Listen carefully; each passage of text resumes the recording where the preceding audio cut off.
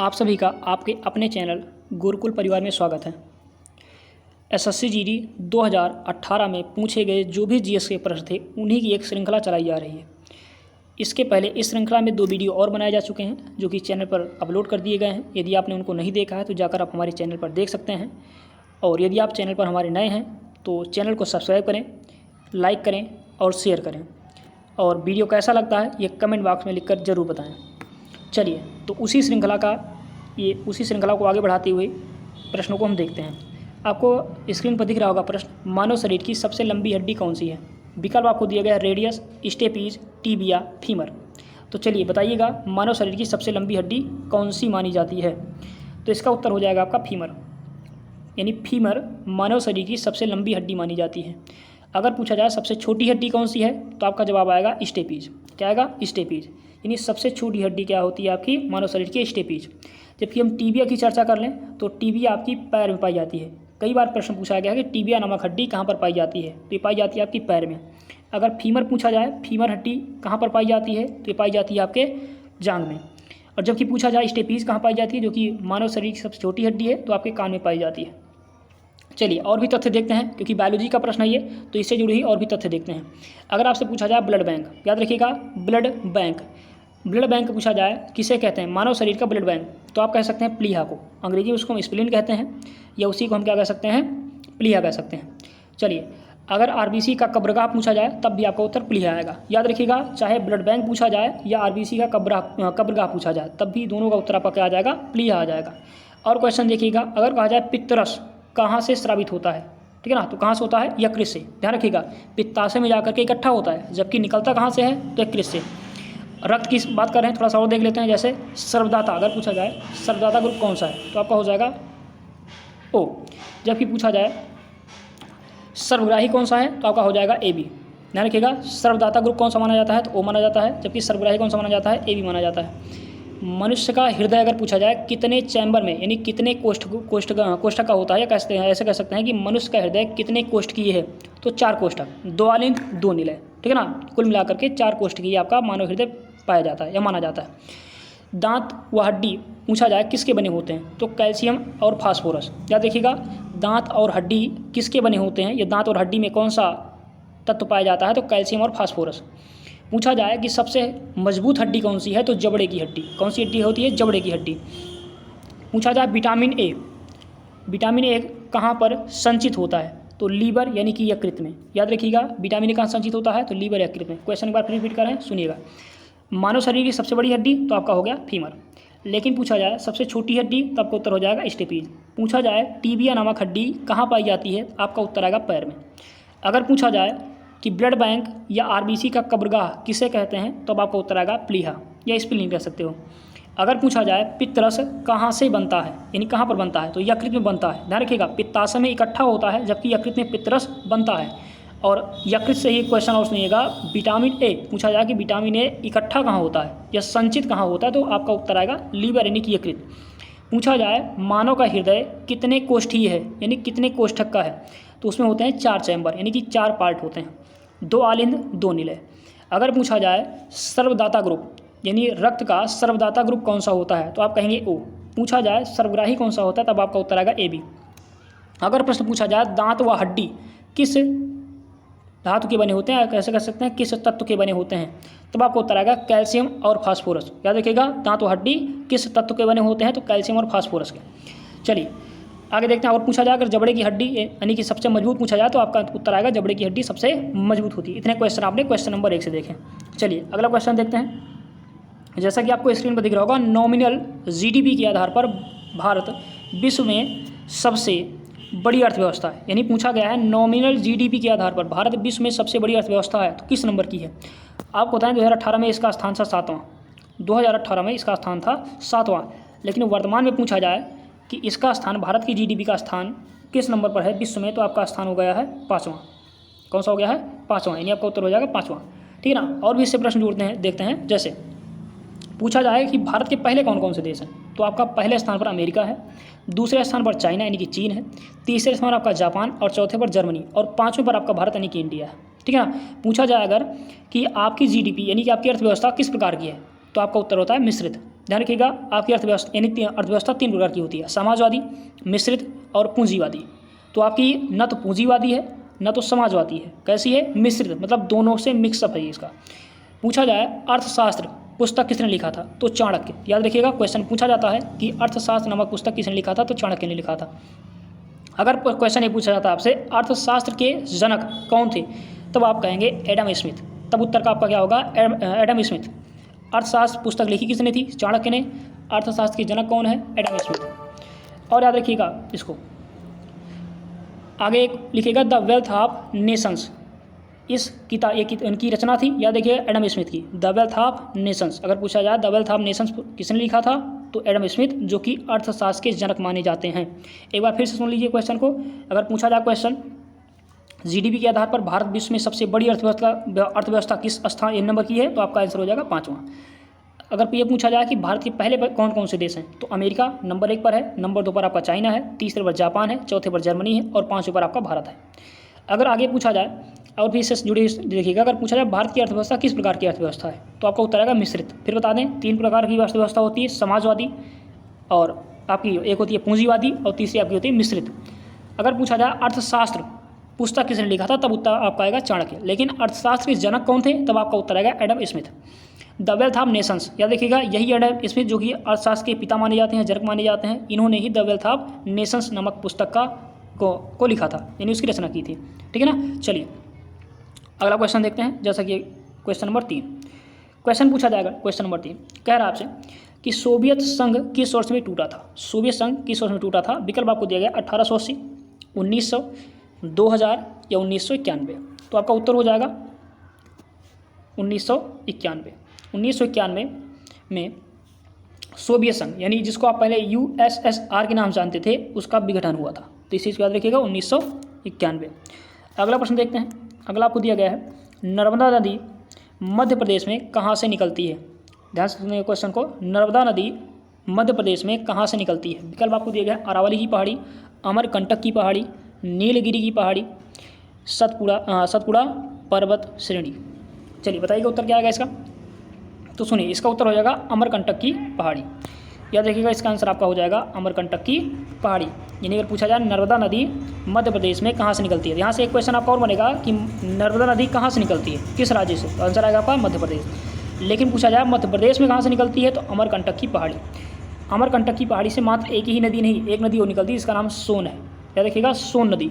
यानी चाहे सोन नदी पूछा जाए या नर्मदा नदी पूछा जाए, दोनों का उद्गम स्थल एक ही है, अमरकंटक की पहाड़ी, मध्य प्रदेश।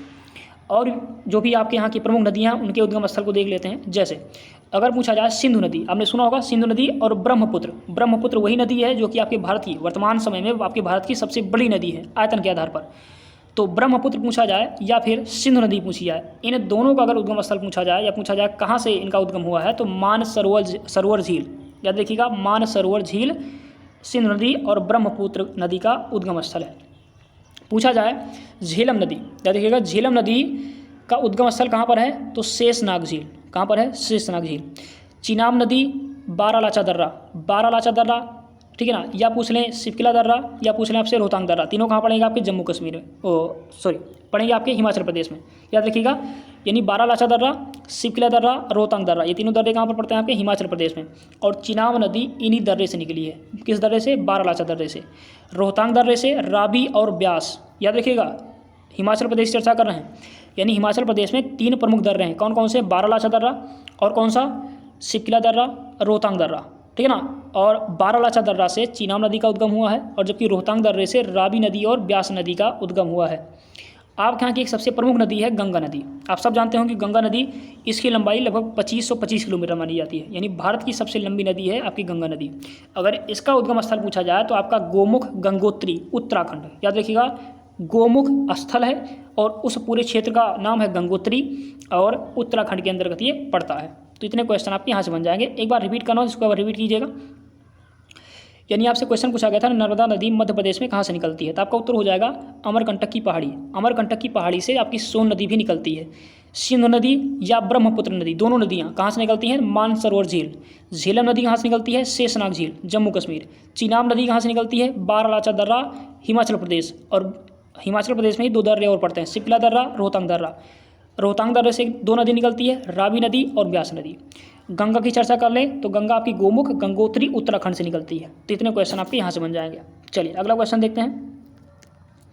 अगर क्वेश्चन कब पूछा जाए आपसे, बेस्टिल जेल पर जनता के हमले ने कौन सी घटना को जन्म दिया। क्वेश्चन आपसे कहा जा रहा है बेस्टिल जेल पर जनता के हमले ने कौन सी घटना को जन्म दिया। तो आप सबको पता होगा बेस्टिल जेल पर हमले के बाद, ठीक है ना, आपकी एक क्रांति उत्पन्न हुई थी, फ्रांस की क्रांति। कौन सी हुई थी? फ्रांस की क्रांति उत्पन्न हुई थी, यानी उसके बाद फ्रांस की क्रांति का जन्म हुआ था। तो इसका आंसर हो जाएगा आपका फ्रांस की क्रांति। चलिए इससे इतने क्वेश्चन आगे देखते हैं अगले क्वेश्चन को। जैसे दिया गया आपको, पत्तियों में मौजूद हरा रंग किस नाम से जाना जाता है। आप सबको पता है जो भी पत्तियां होती हैं, जो भी पेड़ पौधे होते हैं, इनमें जो हरा रंग होता है किस कारण होता है? क्लोरोफिल के कारण, ठीक है ना। जो पत्तियों में जो आपका हरा रंग होता है वो किसके कारण होता है? क्लोरोफिल के कारण। तो इसका आंसर क्या हो जाएगा आपका? क्लोरोफिल। चलिए इससे जुड़े और भी तथ्य देखते हैं, क्योंकि यहाँ से क्वेश्चन बराबर पूछे जाते हैं, हर बार हर एग्जाम में एक आध क्वेश्चन आ जाते हैं, तो इसको देख लेते हैं। इन्हीं पूछा जाए, जैसे आपको दिख रहा होगा ऊतक, अगर पूछा जाए ऊतक किसे कहते हैं, तो आपका उत्तर आएगा कोशिका के समूह को। या देखिएगा, कोशिका के समूह को ऊतक कहा जाता है, ठीक है ना। और ऊतक से ही एक क्वेश्चन बनेगा रक्त का। क्वेश्चन अगर पूछा जाए रक्त के लिए आता है कि रक्त है, तो रक्त आपका कैसा होता है? तरल संयोजी ऊतक। याद रखिएगा कैसा होता है? तरल संयोजी ऊतक रक्त को कहते हैं। जाइलम की चर्चा कर ले, जाइलम की। तो जाइलम की चर्चा कर लेते हैं। जाइलम क्या होता है या फिर इसका कार्य क्या होता है, तो समझिएगा, यानी जो भी पादप होते हैं, पादप मतलब जो पेड़ पौधे होते हैं, इनमें जाइलम पाया जाता है। एक प्रकार का ये भी ऊतक ही होता है, लेकिन कैसा ऊतक है? संवहनी ऊतक है। कैसा है? संवहनी ऊतक, यानी ये किसी चीज़ को ले जाने और लाने में कार्य करता है। जैसे जाइलम का कार्य क्या है? ये पृथ्वी से यानी जड़ों से जल को इकट्ठा करता है और जल को पत्तियों तक पहुँचाता है। कहाँ तक पहुँचाता है? पत्तियों तक। और जबकि दूसरा आपको दिया गया है फ्लोएम। फ्लोएम का कार्य क्या होता है? फ्लोएम जो यानी वहाँ पर बना हुआ भोजन होता है, आपको पता है, यानी जो भी हरे पेड़ पौधे होते हैं वो प्रकाश संश्लेषण में अपना भोजन बनाते हैं। और किस रूप में बनाते हैं? तो घुलनशील कार्बनिक यौगिक के रूप में, जैसे कहते हैं भोजन बनाते हैं। तो उस भोजन को यानी जड़ों तक पहुँचाने का कार्य कौन करता है? फ्लोएम करता है। और जबकि जल को, जो पृथ्वी से जल हो या फिर खनिज पदार्थ हो, जो नीचे से जाएगा उसको कौन लेकर जाएगा? जल लेकर, यानी जाइलम लेकर जाएगा। और जो ऊपर से नीचे आएगा वो कौन लेकर आएगा? फ्लोएम लेकर आता है। तो दोनों क्या है? संवहनी ऊतक है, मतलब चीज़ों को इधर से उधर लाते ले जाते रहते हैं। तो याद रखिएगा, फिर से एक बार क्वेश्चन को देखिएगा। क्लोरोफिल, पत्तियों में मौजूद हरा रंग क्लोरोफिल होता है।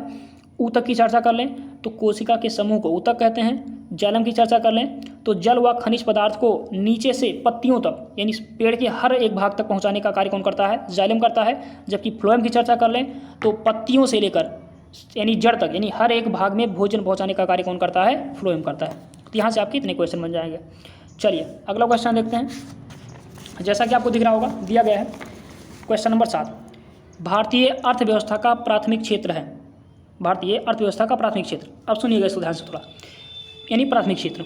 इसमें आपको विकल्प दिया गया है बैंकिंग, न्यायतंत्र, कृषि, सूचना और प्रौद्योगिकी। तो आपका इसमें आंसर क्या हो जाएगा बताइएगा। तो इसमें आपका उत्तर तो हो जाएगा कृषि। अब सुनिए प्राथमिक क्षेत्र होता क्या है। प्राथमिक क्षेत्र वह क्षेत्र होता है जो बिल्कुल कैसा प्राकृतिक क्षेत्र कह सकते हैं, ठीक है ना। प्राकृतिक क्षेत्र मतलब जैसे आप कृषि हो गया, कृषि कैसे करते हो? प्राकृतिक रूप से की जाती है। या चर्चा और कर लें, आपका पशुपालन हो गया, मतलब जो चीज़ें उत्पादित होती हैं, जैसे कृषि में क्या करते हैं आप, गेहूँ चावल वगैरह आप उत्पादित करते हैं, ठीक है, वह होगा हो जाएगा आपका प्राथमिक क्षेत्र। जबकि इसी में और भी क्षेत्र हैं, द्वितीयक क्षेत्र या तृतीयक क्षेत्र। तो द्वितीयक क्षेत्र वो होते हैं जो उसको दूसरी भाषा में कह सकते हैं, जो उसका क्या करते हैं, कारखाना वगैरह हो गया, क्या होता है, या औद्योगिक क्षेत्र कह सकते हो। इसी को क्या कह सकते हो आप? औद्योगिक क्षेत्र कह सकते हो। जैसे आप सुनिएगा, ऐसे समझिएगा, यानी तीनों को ऐसे मन में रखिएगा, हम आपको समझा रहे हैं। जैसे हो गया प्राथमिक क्षेत्र, दूसरा हो गया द्वितीयक क्षेत्र और तीसरा हो गया आपका तृतीयक क्षेत्र। अब ऐसे समझा सुनिए, यानी पहला हो गया, यानी पहला हो गया, ये आपका दूसरा हो गया, ऐसे में रुकिएगा फिर देखिए। यानी अगर आपसे कहा जाए ये प्राथमिक क्षेत्र, ये हम पहला लिख दे रहे हैं, ये आपका दूसरा हो गया और ये आपका तीसरा हो गया। देखिए जैसे मान लीजिए आप किसान हैं, ठीक है ना, आप गन्ना बोएंगे, तो गन्ना आपने उपज की, तो गन्ना क्या हो गया आपका? गन्ना हो गया आपका प्राथमिक क्षेत्र, ठीक है ना। यानी कृषि आपकी कैसी होगी? प्राथमिक क्षेत्र। अब गन्ने को आपने बेच दिया, गन्ना कहाँ गया? मिल में गया, वहाँ क्या बना? चीनी। तो जो चीनी बनेगी वो क्या होगी आपकी? औद्योगिक क्षेत्र या कह सकते हैं द्वितीय क्षेत्र। यानी जो भी चीज़ें औद्योगिक रूप से बनाई जाएंगी वो क्या कहलाएंगी? औद्योगिक क्षेत्र। उसके बाद उस चीनी को वहाँ से लाया गया, ठीक है ना, ला करके आपके घर तक पहुँचाया गया। तो जो लाया गया उसे हम क्या कहेंगे? वो तृतीय क्षेत्र होता है, जिसको हम कह सकते हैं सेवा क्षेत्र। क्या होता है? सेवा क्षेत्र कह सकते हैं। यानी जो चीज़ें आपको बताई जाएंगी, ठीक है ना, मतलब आपको सुविधापूर्वक आपको दी जाएंगी, सुविधा आपके लिए उत्पन्न की जाएगी। तो इस प्रकार से आपके 3 क्षेत्र होते हैं। सुन लीजिएगा एक बार ठीक से।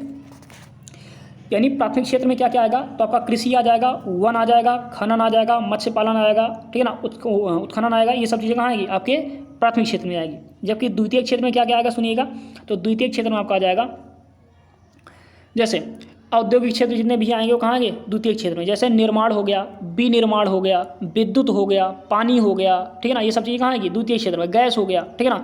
अब समझिए, अब आप कहेंगे निर्माण और विनिर्माण में क्या अंतर है, तो सुनिए, निर्माण क्या होता है, आपको होता है, निर्माण वो होता है जैसे हम कोई भी कंस्ट्रक्शन करता है, जैसे कोई भी घर बन रही है, बिल्डिंग बन रही है, क्या हो गया, आपका निर्माण हो गया। जबकि विनिर्माण क्या होता है, तो विनिर्माण जैसे हम किसी वस्तु का उत्पादन कर रहे हैं, जैसे बताएगा गन्ने से हमने चीनी बनाई, ठीक है ना, क्या हो जाएगा, ये विनिर्माण कहलाएगा। या हमने कोई वस्तु बनाई किसी पदार्थ से, तो क्या होगा, आपका विनिर्माण कहलाएगा।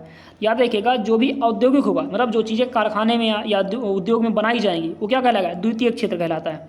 जबकि प्राथमिक क्षेत्र बिल्कुल एकदम प्राकृतिक रूप से बनाया जाएगा। तीसरी चर्चा कर लें, तृतीय क्षेत्र क्या कहलाता है, तो तृतीय क्षेत्र आपको कहलाएगा जैसे सेवा क्षेत्र कहते हैं इसको, जैसे परिवहन हो गया, बैंकिंग सेवा हो गई, बीमा हो गया, व्यापार हो गया, सामुदायिक हो गया, है ना, सामुदायिक सेवा, अस्पताल वगैरह हो गए, और भंडारण व्यवस्था हो गई। तो ये सब क्या कहलाएंगे, आप ये कहलाएंगे तृतीय क्षेत्र कहलाते हैं। तो याद रखिएगा तीनों, यानी तीनों को प्राथमिक, द्वितीयक और तृतीयक, ठीक है ना। प्राथमिक कौन आएगा, कृषि, ठीक है ना, कृषि आएगा, वन आएगा, खनन, मत्स्य, उत्खनन, ये सब आएंगे। द्वितीयक में कौन कौन आएगा, तो द्वितीयक में आपका आ जाएगा निर्माण, विनिर्माण, गैस, विद्युत, पानी, ये सब आ जाएंगे। तृतीयक में कौन आ गया, तो सेवा, यानी जैसे कि परिवहन, बैंक, बीमा, व्यापार, सामुदायिक सेवा, भंडारण, ये सब चीज़ें आ जाएगी, ठीक है ना। तो इतने क्वेश्चन आपके यहाँ से बनेंगे, इसको याद रखिएगा। अब जैसे बैंकिंग कह दिया गया, बैंकिंग, अब बताओ बैंकिंग क्या है, बैंकिंग सेवा नहीं सर, ये बैंकिंग क्या आपकी एक सेवा है, तो बैंकिंग क्या आएगी आपकी तृतीय क्षेत्र में आएगी, ठीक है ना। बात कर लें किसी सूचना की, सूचना और प्रौद्योगिकी, ये भी क्या है, एक प्रकार की ये भी सेवा है, तो भी क्या आएगी आपकी तृतीय क्षेत्र में आएगी। कृषि आपको बताया गया, कृषि क्या होगा आपका, कृषि आपका प्राथमिक क्षेत्र हो जाएगा, प्राथमिक ही पूछा गया, ठीक है ना। चलिए आगे देखते हैं अगला क्वेश्चन दिया गया है क्वेश्चन नंबर 8। कहा जा रहा है भारत का एक प्रमुख लौह अयस्क क्षेत्र है, ध्यान रखिएगा, भारत का प्रमुख एक लौह अयस्क क्षेत्र है। कौन सा क्षेत्र, यानी ऐसे कहने का मतलब क्या है कि भारत में किस स्थान पर, यानी किस क्षेत्र में लोहे का अयस्क पाया जाता है। देखिए विकल्प दिया गया, उत्तर प्रदेश बिहार वाला क्षेत्र है, या तमिलनाडु छत्तीसगढ़ वाला क्षेत्र है, गुजरात या राजस्थान वाला क्षेत्र है, ओडिशा या फिर झारखंड वाला क्षेत्र है, ठीक है ना। इस प्रकार से आपको 4 विकल्प दिए गए हैं। जो आपका ओडिशा झारखंड वाला क्षेत्र है, कौन सा क्षेत्र, ओडिशा झारखंड वाला क्षेत्र, वो क्या है आपका एक लौह अयस्क क्षेत्र है। यानी कहने का मतलब क्या है कि यहाँ पर लोहे का उत्पादन बहुतायत मात्रा में किया जाता है। चलिए जैसा कि आपको दिख रहा होगा, और भी आप थोड़ी बात करें, तांबा की चर्चा कर लें। अगर पूछा जाए कि तांबा कहाँ पर उत्पादित होता है, तांबा की याद रखिएगा, राजस्थान खेतड़ी बहुत ही प्रसिद्ध, यानी क्या है, खान है, खेतड़ी की खान कहाँ पड़ती है, राजस्थान पड़ती है। इसको कह सकते हैं झुंझुनू जिला है, ठीक है ना, यानी कि राजस्थान का जिला है झुंझुनू जिला। और अलवर ज़िले में भी, राजस्थान में 2 ज़िले हैं, झुंझुनू और अलवर। झुंझुनू में खेतड़ी की खान है और अलवर में खोदारीबा की खान है। याद रखिएगा, ये 2 खान है जहाँ पर राजस्थान में तांबा का उत्पादन किया जाता है। खेतड़ी बहुत ही प्रसिद्ध है, जैसे कि क्वेश्चन में यानी हर बार पूछा जाता है खेतड़ी, तो खेतड़ी याद रखिएगा। चलिए अगला क्वेश्चन देखते हैं। अगला क्वेश्चन आपको दिया गया लाइट ऑफ एशिया। क्वेश्चन आपका है लाइट ऑफ एशिया, यानी जिसको कहते हैं एशिया की ज्योति के रूप में जाना जाता है। यानी कौन सा व्यक्ति है जिसे हम एशिया क्या कहते हैं, एशिया की ज्योति, यानी कह सकते हैं लाइट ऑफ एशिया के रूप में जानते हैं। बुद्ध, रूमी, गांधी, स्वामी विवेकानंद, किसे जानते हैं, तो आपका उत्तर हो जाएगा, आप सबको पता है इसका आंसर क्या आएगा आपका, कौन है, बुद्ध। यानी Mahatma Buddha ji light of Asia यानी के रूप में जाने जाते हैं।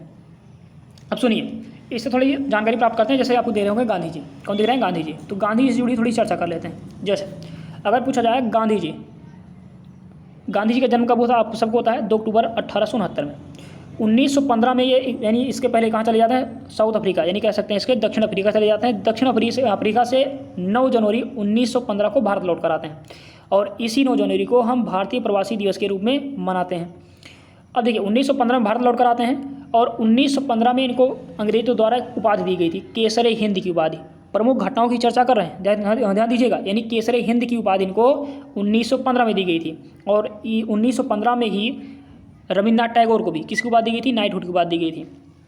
अब सुनिए, सत्याग्रह यानी सत्याग्रह आश्रम, ऐसा कह सकते हैं सत्याग्रह आश्रम की स्थापना भी इन्होंने 1915 में, यानी आते समय ही कोचरब में की थी। 1917 में इन्होंने चंपारण आंदोलन में भाग लिया था, और 1918 में अहमदाबाद मिल मजदूर और खेड़ा सत्याग्रह, याद रखिएगा, खेड़ा सत्याग्रह में भाग लिया था। 1919 में रोलेट एक्ट आया था, जलियांवाला बाग हत्याकांड घटित हुआ था, नाइटहुड की उपाधि इसी हत्याकांड के चलते, यानी जलियांवाला बाग हत्याकांड घटित हुआ था, इसी की वजह से रविन्द्रनाथ टैगोर ने नाइटहुड की उपाधि त्याग दी थी। खिलाफत आंदोलन 19 कब स्टार्ट हुआ था आपका, 1919 में। 1920 में आपका असहयोग आंदोलन स्टार्ट हुआ था, केसरे हिंद की उपाधि इसी आंदोलन के चलते गांधी जी ने त्याग दी थी। और 1922 में चौरी चौरा कांड हुआ था। 1922 में ही आपको पता होगा असहयोग आंदोलन वापस ले लिया गया था चौरी चौरा कांड की वजह से। 1923 में स्वराज पार्टी का गठन हुआ था, चित्तरंजन दास और आपके मोतीलाल नेहरू ने किया था।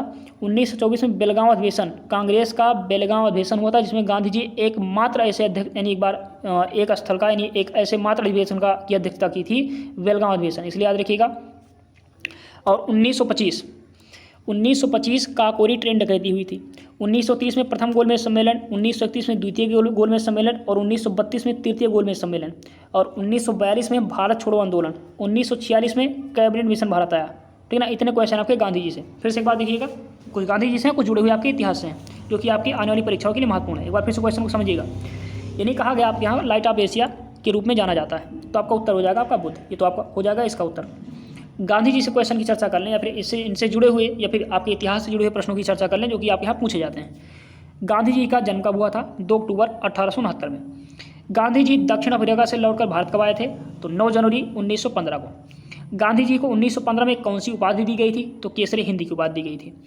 इन्होंने सबसे पहले कौन सा आश्रम स्थापित किया था? सत्याग्रह आश्रम 1915 में ही स्थापित कर लिया था, जब भारत आए थे कोचरब में। 1917 में इन्होंने चंपारण आंदोलन प्रारंभ किया और 1918 में अहमदाबाद मिल मजदूर आंदोलन प्रारंभ किया और उसी सत्र 1918 में ही इन्होंने खेड़ा सत्याग्रह प्रारंभ किया। 1919 में रोलेट एक्ट पारित हुआ था और जलियांवाला बाग हत्याकांड घटित हुआ था और इसी के विरोध में नाइटहुड की उपाधि रविन्द्रनाथ टैगोर ने त्याग दी थी। खिलाफत आंदोलन आपको पता होगा 1919 में ही प्रारंभ किया गया था और 1920 अगले ही वर्ष असहयोग आंदोलन प्रारंभ हुआ था। केसरे हिंद की उपाधि इसी असहयोग आंदोलन के चलते गांधी जी ने त्यागी थी। 1923 में अगर पूछा जाए और 1922 में देखते हैं, घटना भी है आपके। 1922 में चौरी चौरा कांड घटित हुआ था और 1922 में असहयोग आंदोलन को वापस ले लिया गया था। 1923 में स्वराज पार्टी का गठन हुआ था, चित्तरंजन दास और मोतीलाल नेहरू ने किया था। 1924 में बेलगांव अधिवेशन हुआ था, जिसमें गांधी जी ने अध्यक्षता की थी। एकमात्र ऐसा अधिवेशन जिसमें गांधी जी ने यानी गांधी जी उसके अध्यक्ष रहे थे। याद देखिएगा, बेलगांव कर्नाटक में पड़ता है, यानी बेलगांव का अधिवेशन के नाम से जाना जाता है सन 1924 में। 1925 काकोरी ट्रेन डकैती हुई थी। 1930 में प्रथम गोलमेज सम्मेलन हुआ था। 1931 में द्वितीय गोलमेज सम्मेलन हुआ था और 1931 में ही याद रखिएगा गांधी इरविन समझौता भी हुआ था। 1932 तृतीय गोलमेज सम्मेलन हुआ। 1942 भारत छोड़ो आंदोलन। 1946 कैबिनेट मिशन भारत आया।